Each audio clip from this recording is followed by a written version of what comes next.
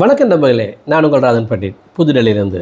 நம்மளால இந்த video 19 March 2026 எப்படி இருக்கும் சகல ராசிக்கும். அன்னைக்கு வியாழக்கிழமை அமாவாசைக்கு அடுத்த நாள் பிரதமை தேதி, உத்திரட்டாதி நட்சத்திரம், மீனராசி, எ கம்ப்ளீட் டே. மீனராசி எப்படி இருக்க போகுது?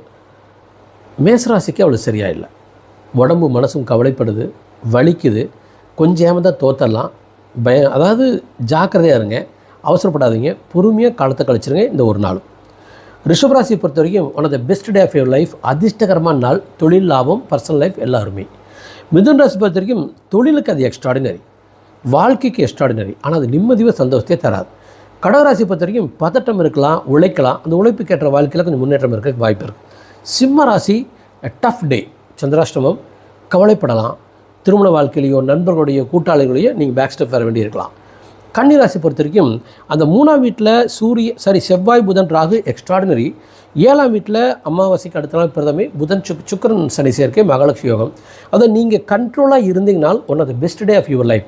கண்ட்ரோலாக இல்லைங்கன்னா அன்றைக்கி ஒரு கோபகரமான நாளாக ட்ராவலாக இருக்குது வாய்ப்பு இருக்குது. ஏன்னா பிரதமை சூரியன் சந்திரன் சேர்க்கை 7ல்.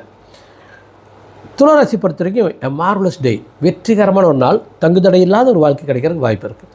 விருச்சிகராசி பொறுத்த வரைக்கும் கவலைப்படலாம், வருத்தப்படலாம். மேபி நீங்கள் ட்ரை பண்ணினா உங்கள் வாழ்க்கை உங்கள் கண்ட்ரோல் இருக்கும். தனுராசி பொறுத்த வரைக்கும் சந்தோஷம் நிம்மதியும் குறையலாம், பயப்படாதீங்க, ஜஸ்ட்டு கேரியார். மகர ராசி one of the best day of your life. வெற்றிகரமான நாள், தொட்டதெல்லாம் தொடங்கும். கும்பராசி பொறுத்த வரைக்கும் தேவையில்லாத ஆர்குமெண்ட்ஸ் வரலாம், நீங்கள் கவலைப்படலாம். பொறுமையாக இருந்தீங்கன்னா தொழில் லாபம், வெற்றி நிச்சயம். மீனராசியை பொறுத்த வரைக்கும் உடம்பு மனசும் லைட்டாக வாப்ளிங் ஆகும். காரணம் அன்றைக்கி உத்திரட்டாதி நட்சத்திரத்தில் சனி, உத்திரட்டாதி நட்சத்திரத்தில் சந்திரன். ஸோ உடம்பு மனசும் மைல்டாக வாப்ளிங் ஆகும். பொறுமையாக போங்க. மற்றபடி தொழில் விருத்திக்கு இது நல்லாயிருக்கும். ஃபைன். இப்போ நாம் தத்துவத்துக்கு வரோம். தொடர்ந்து தினசரி என்னுடைய பலனை பார்க்குற பொழுது உங்களுடைய மனசு ஒரு குறிப்பிட்ட ஸ்டைலுக்கு வந்து நான் நம்புகிறேன். உதாரணத்துக்கு கம்பல்சரி 5000% தன்னம்பிக்கை, மனத்தெளிவு, வெற்றி, இதை மட்டும் மைண்டில் கிளியராக வச்சுக்கோங்க. நீங்கள் தன்னம்பிக்கையோடு இருக்கிறீங்க, மனசு தெளிவாக இருக்குதுன்னா ஜெயிச்சாச்சு. ஸோ தன்னம்பிக்கையாக இருங்க, தெளிவாக இருங்க, வெற்றி அடையலாம். என்னோட ட்ராவல் பண்ணுங்கள், டெய்லி ப்ரெடிக்ஷன் பாருங்கள், பியூட்டிஃபுல்லாக இருக்கும், ஜெயிக்கலாம். நன்றி நண்பர்களே.